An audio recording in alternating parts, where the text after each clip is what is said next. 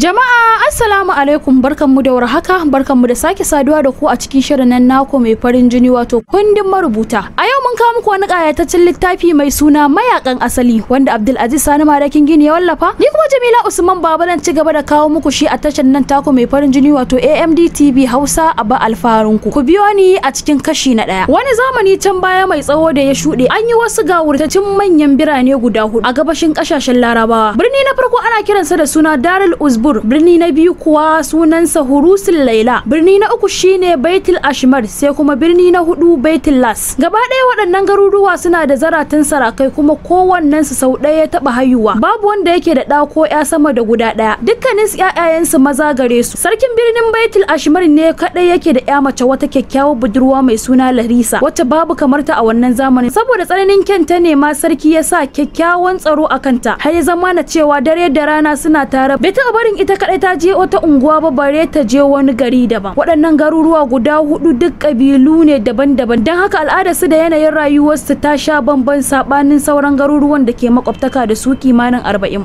Akwai waɗansu manyan garuruwa a yammacin waɗannan birane guda 4 waɗanda suka kasance guda 20 ne. Biranen sun kasance kabila ɗaya ne, al'ada ɗaya. A kudancin biranen 4 kuma akwai waɗansu garuruwa guda 20 su ma al'adar su daban da ta waɗancan, ma'ana dai biranen Darul Uzbur, Hurusul Laila, Baitul Zalim da Baitul Ishmar da Baitul Las na tsakiyar waɗannan birane guda 40. Ko kaɗan ba a ga maciji tsakanin waɗannan birane 20 da takwararsu guda 20 saboda bambancin kabilanci da al'ada. Kuma koyaushe a cikin yaƙi suke a duk inda aka gamu. Gaba ɗaya ƙasashen nan 40 suna son su samu haɗin kan waɗannan garuruwa guda 4 domin haɗin kan nasu ne kowane ɓangare zai iya samun nasarar yaƙo abokan gaban nasu, wato idan sun samu mafakar kafa sansani. Su ko waɗannan ƙasashen guda 4 sai suka haɗa kansu duk da cewa sun bambanta a yare da al'ada, suka yarda su baiwa kowane bangare haɗin kai na waɗannan ƙasashe 40 da ke gaba. A tsakanin bangaren abokan gabar na farko na ƙarƙashin mulkin wani azzalumin sarki ne wanda ake kira Azmar. Ɗaya bangaren kuma na ƙarƙashin sarki Ardalu wanda shi ma ya kasance mugu azzalumi na kwatance. Sarki Azmar da sarki Ardula ba su da wani buri wanda ya fi na su faɗaɗa ƙasashen su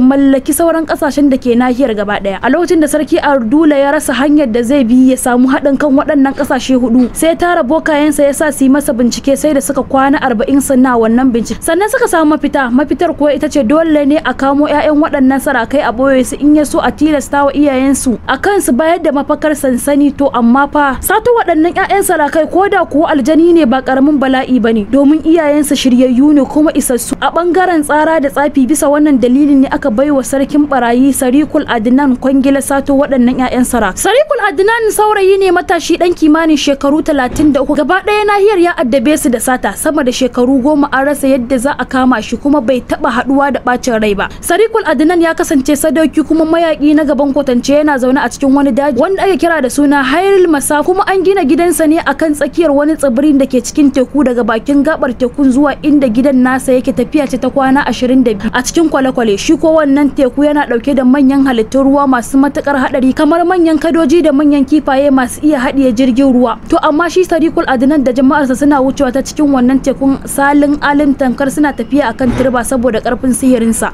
Gidan Sarikul Adnan an gina shi ne da zallan dutsen wuta, kuma an kawata shi ainin daga ciki domin komai ka gani a gidan an yi shi ne da zinare ko lu'ulu'u. A cikin gidan akwai kuyangi akalla guda 700 da kuma barori 300 da sauran bayi kimanin 70. Sarikul Adnan da saratan mayaka guda 360 waɗanda ya yarda da su a fagen yaƙi, kuma shi a tsarinsa baya yi wa talaka sata ko kuma ya farma talakawa. Idan zai yi sata yakan yi wa manyan sarakai ne da manyan attajirai waɗanda suka shahara a duniya. Don haka komai nisan gari inda ya samu labarin cewa akwai shahararren sarki ko attajiri a can, sai ya shirya tafiya tare da jama'ar sai ya je ya yi masa sata. Duk da kasancewar Sarikul Adnan rikakken barawo ne ko kaɗan baya zalunci kuma baya son a yi zalunci. A dokar satar sama bai yadda a yi kisa ba, sai dai a yi wa mutum duka ko a sumar da shi ma sai idan mutum ya kawo matsala. Idan ko kaga ta kai ga batun kisa tabbas to an nemi kashe shi ne ko kuma a kashe yaransa. Don haka sai su ma su kare kansu. Tsakanin Sarikul Adnan da sauran sarakunan kasashe guda 4 akwai kyakkyawar fahimtar juna. Duk shekara suna aika masa da dukiya mai dimbin yawa saboda kada ya kai musu hari, domin da farko ya addabe su da sata, ko da suka ga sun kasa kama shi sai suka yi wannan yarjejeniya da shi kuma ya amince har ma ya zama na cewa duk bayan shekara guda yakan je ya gaishe su, kuma idan ya je gaisuwar ma baya tasowa hannu banza face sun yi masa goma ta arziki. Lokacin da bokaye suka baiwa sarki Ardali shawara ya je ya nemi sarkin barayi Sarikul Adnan domin ya bashi kwangilar sato 'ya'yan sarakuna guda 4, sai ya shirya tafi zuwa dajin Hairul Masaf. Sarki Ardali na mulki ne a cikin kasar Zafaram, daga birnin Zafaran zuwa dajin Hairul Musafir tafiya ce ta kwana 40. Yayin da sarki Ardali ya iso bakin gabar teku a dajin Hairul Musafir tare da karinsa mutum 10,000, sai suka iske wakilan sarkin barayi Sarakul Adnan, wasu zaratan mayaka guda 40 waɗanda ko da yaushe suna zaune a wannan wurin a cikin tanti. Wani shirgegen aljani mai siffar batoyi na gadin lafiyar su. Shi dai wannan aljani ana kiransa da suna Ra'asil Ma'azalul. Amfanin ajiye Ra'asil Mazalul a wannan waje bisa dalili 3 ne kawai. Dalili na farko shine ya bayar da tsaro ga waɗannan mayaka guda 40 na Sarakul Adnan. Dalili na biyu ko shine ya zama manzo wanda zai dinga iso da sakon baki daga bakin teku zuwa can gidan Sarakul Adnan. Dalili na uku kuwa kuma shine ya zama dan leken asiri da tabbatar da tsaron dajin ko da makiyara siyo shigar su mame dan kai hari gidan sarkin barayi Sarakul Adnan. Aljani Ra'asil Mazalul yana zuwa gidan Sarakul Adnan a cikin sa'a 15 kacal maimakon kwana 22 da mutane suke yi a cikin kwale-kwale. Da isowar sarki Ardali bakin teku sai wakilan Sarakul Adnan suka fito daga cikin tantuna suka tarye shi tare da tawagar sarki cikin lumana. A wannan lokacin Aljani Ra'asil Mazalul na zaune a gefe ɗaya tamkar tsauni, ya baza fuka-fukansa a ƙasa yana shan hantsi. Tun daga nesa sarki Ardali suka cika da mamakin ganin irin wannan aljani mai girma da yanayin sura ta daban. Ɗaya daga cikin wakilan Sarakul Adnan wani katoto mai rafkeken kai da tulelen ciki tamkar ƙwarya, ana kiransa da suna Shabarus, ya risina ya kwashi gaisuwa ga sarki Ardali ya ce lale marhaba da sarkin sarakuna Ardali birnin Mahabul. Laila mu wakilai ne na sarkin barayi mai girma Sarikul Adnan. Muna yi maka barka da zuwa dajin Hairul Musafir ya kai wannan sarki. Mecece manufarka ka kawo mana wannan ziyara? Yayin da sarki Ardali ya ji wannan batu sai ya yi murmushi ya ce ku sani cewa ban zo nan sai domin na baiwa shugaban ku na babban aiki wanda zan biya shi da dukiya irin wacce bai taba mallaka ba a rayuwarsa. Shabaru zai gada kai cikin alamun jinjina. Wannan ya fi karfin mu baka amsa da bakin mu. Lalle wannan magana sai dai ka yi ta da shugaban mu, dan haka zai fi kyau mu hada ka da Aljani Ra'asul Mazal ya tafi da kai zuwa can fadar mai girma Sarakul Adnan domin ku gana. Ko da jin wannan batu sai sarki Ardula yayi murmushi ya ce ni ma haka nake so. Ba tare da bata wani lokaci ba Shabaruz ya kira Aljani Ra'asul Mazulu ya gabata gare su, nan take ya umarce shi da daukar sarki Ardula ya kai shi can fadar sarkin barayi wato Sarikul Adnan ba tare da wata gardama ba. Ra'asul Mazulu ya rankwafa gaban sarki Ardula, shi ko sai ya hau kansa ya zauna zaman sa ke da wuya. Ra'asul Mazulu ya bude fuka-fukansa ya tashi da shi ya nufi tsakiyar teku. Kafin kiftawar ido sun kule a cikin gajimare an daina ganin su. Tunda suka fara tafiya a sararin samaniya sarki Ardula ya cika da mamaki. Karfin gudun Aljani Ra'asul Mazulu domin gudu yake tamkar na tauraro mai wutsiya. A duk sa'ad da sarki Ardali ya leko kasa ya hango kyallin ruwa suna gifta shi wulwul, sai ya ga kamar kwayoyin kwayar zarra aka watsa akan turba. Akan turba saboda tsananin nisan da ke tsakaninsa da tekun da kuma karfin gudun da suke. Sai da suka shafe sa'a 12 suna wannan tafiya sannan suka iso tsibiri da aka gina fadar Sarakul Adnan. Wani abin da ya fara baiwa sarki Ardali mamaki shine Aljani Ra'asul Mazalu bai sauko ƙasa ya dira akan tsibirin ba, sai da ya zagaye fadar sau 3 a sama. Aiko yana saukowa ƙasa ne wata wangamemiyar kofa mai siffar kwai ta bude kanta. Kai tsaye Ra'asul Mazalu ya kunna kai cikin kofar dauke da sarki Ardalu. Suna gama shigewa ne kofar ta sake rafa kanta. A cikin wannan makekin gida kuma kasaitacce sarki Ardali ya tsinci kansa nan take ya zama dan ƙauye. Ya kama kalle-kalle domin ko shakka babu fadar sa tamkar akurkin kaza ce akan wannan gida. Cikin tsananin mamaki sarki Ardula ya ce a ransa lalle abun mamaki baya karewa a duniya. Yanzu gidan nan a ce na barawo ne ba na basarake ba kamata, ashe mu ba mulki muke ba wasa muke yi. Babban abin da ya fara sabauta zuciyar sarki Ardali shine duk inda yake takawa da kafarsa ba shimfiɗa bace, dutse ne na lu'ulu'u. Aka jera su reras tamkar dama a wajen aka halice su. Saboda tsananin hasken su da shekin su har yana iya ganin hoton fuskar sa akai. Daga nan kuma sai ya ga barori da kuyangina ta kai komo suna ta hidima kamar tunda suka zo duniya a haka suka kasance. Aljani Ra'asul Mazalu ya wuce gaba yana mai yi wa sarki Ardali jagora. Suka ta wuce wurare iri-iri har sai da suka yi tafiyar rabin sa'a sannan suka iso fadar sarkin barayi Sarikul Adnan. Da shigowarsa cikin fadar sai sarki Ardali ya sake rudewa ya dimauce domin tsammani yayi a cikin wata duniyar sama suke tsaitsaye a sama cikin iska. Taurari ne